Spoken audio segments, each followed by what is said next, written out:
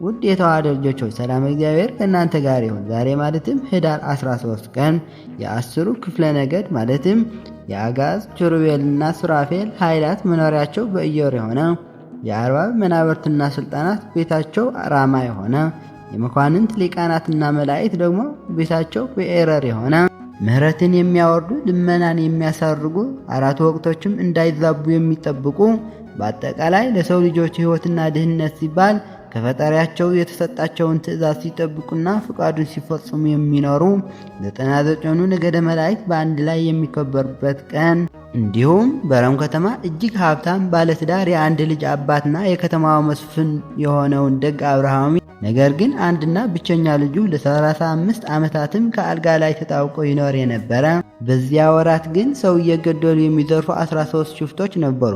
ስለ ቅዱስ አስከናፍር ደግነት ሰምተው ገድለው ይዘርፉ ዘንድ ተማከሩ። እናም መነኮሳት ይወዳልና 13ቱም ልብሰ መነኮሳትን ለብሰው ሰይፎቻቸውን ደብቀው ከበሩ ደርሰው የእግዚአብሔር እንግዶች ነን አሳድረን አሉት። ቅዱስ አስከናፍርም ጌታዬ ምንም ኃጢአተኛ ብሆን አንድ ቀን ወደ ባሪያህ እንደምትመጣ አምን ነበር ሲል በደስታ ተናገረ። እንዲህ ያለው ሽፍቶቹ 13 በመሆናቸው ጌታ 12ቱን ሐዋርያት አስከትሎ የመጣ መስሎት ነው። ወዲያውም ወደ ቤቱ አስገብቶ እግራቸውን አጥባቸው። የእግራቸውን እጣቢ ወስዶም በልጁ ላይ አፈሰሰበት። ድንገትም ለ35 ዓመታት አልጋ ላይ ተጣብቆ የኖረው ልጁ አፈፍ ብሎ ከአልጋው ላይ ተነሳ።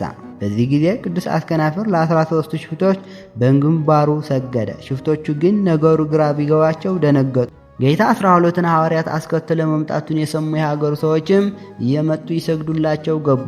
በዚህ ጊዜ ሽፍቶቹ ልብሳቸውን አውልቀው እውነቱን ተናገሩ። እኛ ሽፍቶች ነን፣ የመጣነውም ልንገልህ ነው። አምላክ ግን በአንተ ደግነት ይህን ሁሉ ሠራ።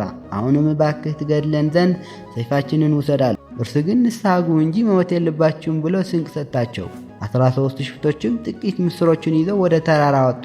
ምስሩን በመሬት ላይ በትነው ማታ ብቻ እየቀመሱ በጾምና በጸሎት እየተጋደሉ ኖሩ። በዚች ቀንም አረፉ። ቅዱስ አስከናፍርም በተቀደሰ ሕይወቱ ተግቶ ኖሮ በዚች ቀን አርፏል። እንዲሁም በዘመነ ሰማዕታት የነበረ የእንጽና ቅዱስ ጢሞቴዎስ በጎ ሕይወቱን የወደደ አበው በወቅቱ የከተማ ጳጳስ የሕዝቡም እረኛ እንዲሆን መርጠው የሾሙ ኋላ ግን የከተማ መኮንን ክርስትናን ካልካል በሚል አስሮ ጠዋት ደሙ እስኪፈስ ድረስ ይገርፈው ነበር። ቅዱስ ግን በትዕግስት ሁሉን ቻለ። በዚህ መካከል ዘመነ ሰማዕታት አልፎ ቅዱስ ጢሞቴዎስ ነፃ ወጣ።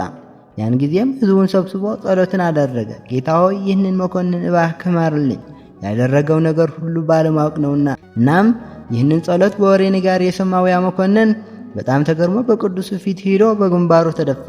ስጠላህ የወደድከኝ አባት ሆይ ማረኝ አለው። ቅዱስ ጢሞቴዎስም አስተምሮ አጠመቀው። ሁለቱም አብረው ሲጋደሉ ኖረው አርፈዋል። እንዲሁም የአባ ዘካርያስ ሊቀ ጳጳሳት ዓመታዊ ክብረ በዓላቸው ነው። እናም የእግዚአብሔር አብ የሊቀ መላእክቱ ቅዱስ ሩፋኤል፣ የቅዱስ አርሳኒዮስ ጠቢው ገዳማዊ፣ የአቡነ ዘራብሩክ ወርሃዊ ክብረ በዓላቸው። ስለዚህ የተዋሕዶ ልጆች ሆይ አምላከ ቅዱሳን በረድኤተ መላእክት ጠብቆ በወዳጆቹ ምልጃ ይማረን፣ ከበረከታቸውም ይክፈለን። ኢትዮጵያ ሀገራችንን ይጠብቅልን። ስብሐት ለእግዚአብሔር።